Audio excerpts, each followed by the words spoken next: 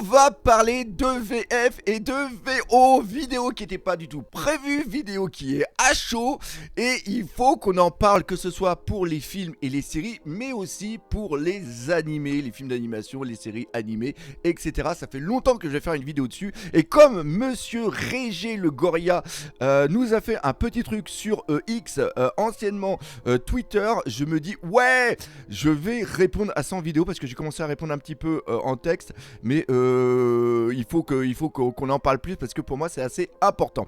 Déjà Régé le Goria, je regardais il y a quelques temps ses reviews.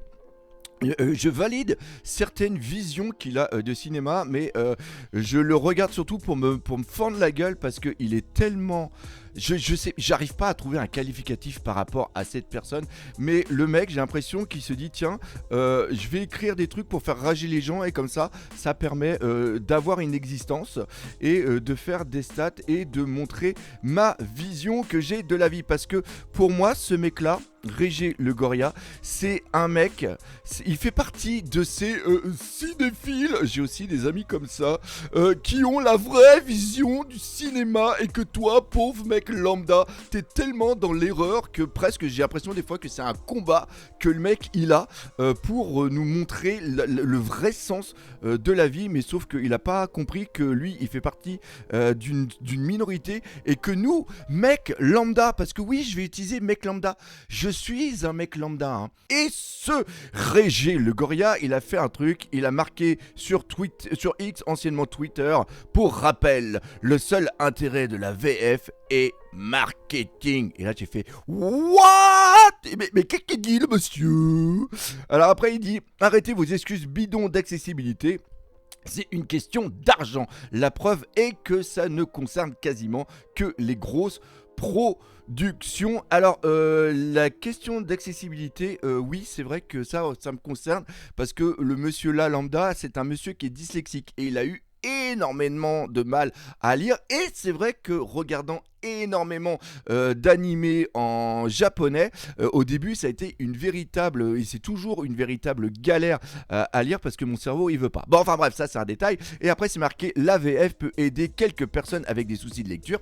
Très bien, handicap enfant, mais elle existe à la base des bases pour les flemmards afin de mieux vendre un film. La VF se moque et humilie l'art existant.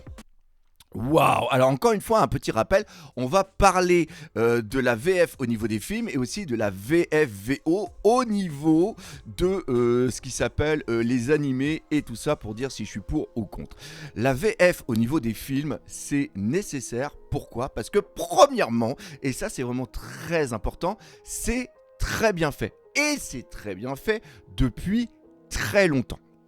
Il y a des dialogues qui sont totalement cultes. Il y a une façon dont les acteurs, les comédiens de doublage jouent, mettent une intonation dans les films et donnent même une certaine identité au personnage qui est pour moi hyper important. Et ce qu'il faut comprendre, et c'est ça qui est très important pour moi, c'est que le mec lambda comme moi, il aime bien aller en famille, avec madame, avec les enfants, avec papy, mamie, pas le chien parce qu'on peut pas, mais ça permet de savourer des bons moments en famille sans être obligé de lire, parce que oui, c'est une gymnastique de lire, et quand t'es pas habitué, eh bien tu loupes la moitié du film, parce que t'essayes de lire, et même des fois...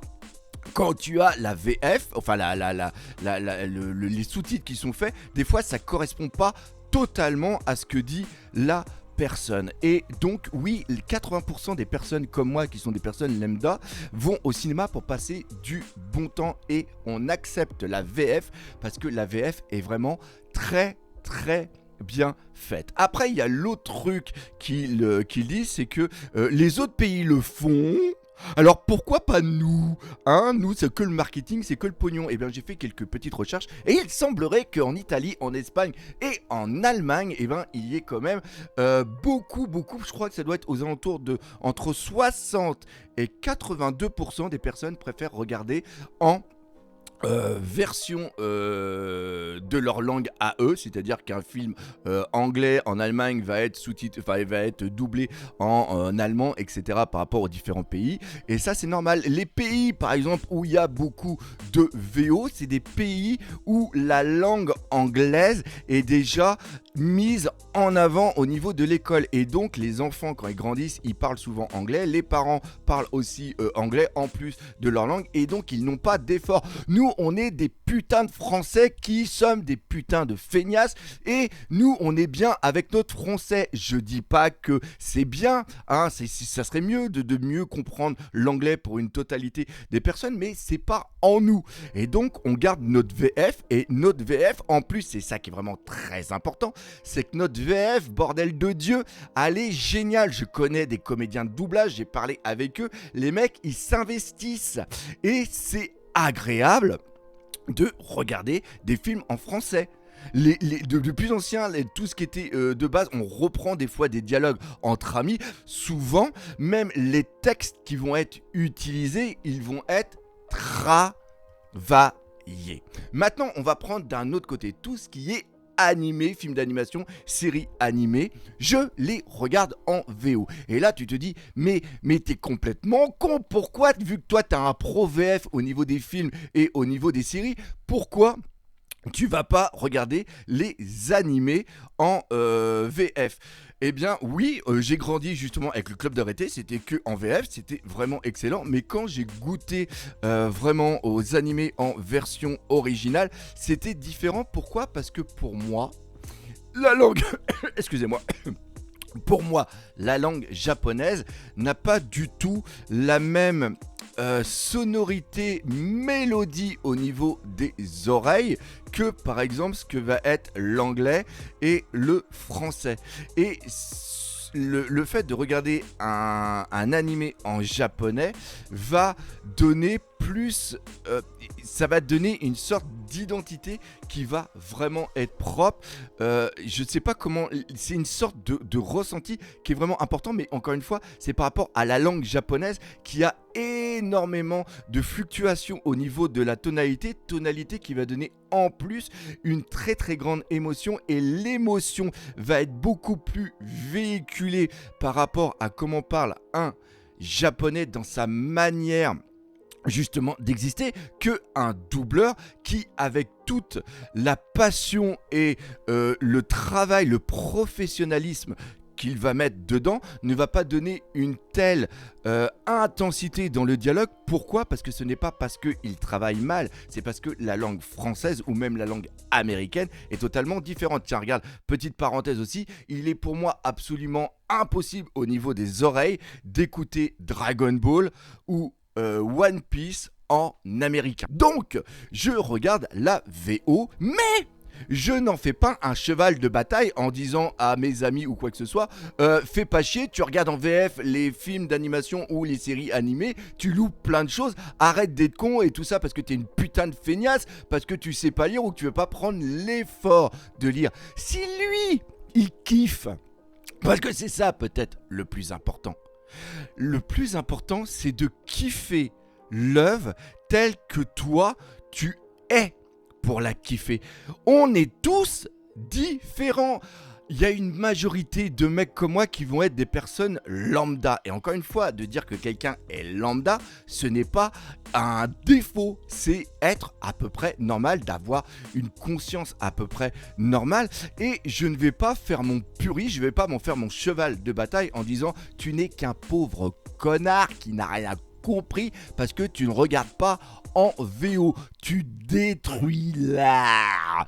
Est-ce que oui, je sais que je devrais pas faire des vidéos comme ça, mais c'est un petit peu comme ça que je le prends parce que j'ai des amis, comme je disais, j'ai des amis cinéphiles qui sont un petit peu dans l'élitiste et souvent quand ils vont être tous les deux à parler et que moi je vais me retrouver au milieu par rapport à mes goûts culturels et les films que je regarde, je passe pour le dernier des nanars, le dernier des crétins. Sauf que ce qu'on est, c'est quelque chose de normal. Il faut kiffer. Si moi je kiffe de regarder certains nanars, si je kiffe de regarder certaines choses, c'est parce que moi j'éprouve du plaisir. Et si j'éprouve du plaisir en écoutant quelqu'un qui a fait une VF, qui a mis du cœur dedans, qui a mis, là aussi c'est son travail, hein, on va pas se mentir, c'est un respect aussi par rapport à son travail. Et aussi la dernière chose.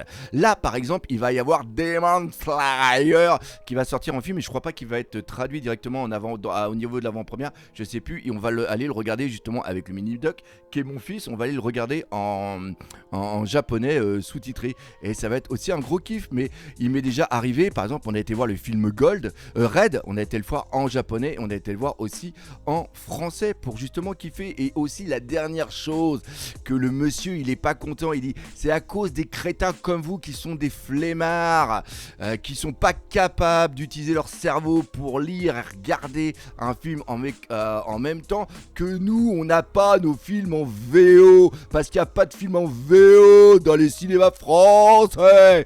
Eh bien non, parce que là pareil, j'ai fait pas mal de recherches, il y a énormément de cinéma qui propose des VO. Oui, d'accord, je l'avoue, des fois ça va être dans une petite salle, des fois ça va pas être forcément dans la salle qui va être principale quand tu habites un petit peu dans la campagne comme moi, mais quand tu habites près d'une grande ville, t'as obligatoirement des séances VO. Il y en a tout le temps. Il m'est même déjà arrivé d'aller voir des films VO parce qu'ils n'étaient pas en VF. Mais ne va pas dire que ça n'existe pas. Alors oui, si t'habites dans le trou du cul du monde, t'avais parlé de Tourcoing et tout ça, eh bien tu prends ta bagnole et tu vas dans un cinéma pour trouver. Moi j'habite dans le trou du cul du monde, j'habite 20 km au milieu des champs, et bien je prends ma bagnole pour aller au cinéma. Soit je vais à Dieppe pour ceux qui connaissent, ou sinon je vais à Rouen, et on trouve tu. Et si tu es un putain de bobo, je parle pas pour toi Régé Le Goria, je parle peut-être pour certains cinéphiles qui sont un petit peu bobos. Si tu es bobo déjà, si tu es qu'en vélo parce que monsieur veut pas polluer avec sa voiture, eh bien normalement t'es en ville, donc t'as des bus, t'as des trains, des tramways pour aller dans ton putain de cinéma qui fout ta putain de VO. Donc voilà, encore une fois, ce que je fais là, c'est vraiment au niveau, le ton global de la vidéo, et un petit peu aussi sur le ton humoristique pour un petit peu contrecarrer le côté élitiste de certains. Mais ce que je voudrais surtout que les gens comprennent, arrêtez de nous faire chier pour des trucs aussi lambda. Le principal, c'est que les gens kiffent. Ils vont au cinéma, qui kiffent. Ils vont sur Netflix, ils kiffent. Parce qu'ils regardent de la VF. Et si vous regardez en VO, et ben ils cliquent pour regarder sur la VO. Mais arrêtez de nous faire chier et de nous imposer une putain de vision qui est pas partagé par la majorité des personnages lambda qui sont comme moi. Alors une fois, quand je dis comme lambda comme moi, ils sont pas tous obligés d'avoir une moustache comme moi. Bref, ça c'était ma petite vidéo d'aujourd'hui. J'espère que vous l'aurez apprécié. Dites-moi si aussi vous voulez que je fasse des petites vidéos un petit peu comme ça de temps en temps. Moi, ça me fait plaisir. Et là, je vais retourner à bosser. Oui, parce que là, j'ai bossé mais sans bosser. Là, faut que je bosse. Mais là, vraiment, vous allez voir, ce qui arrive, c'est complètement fou.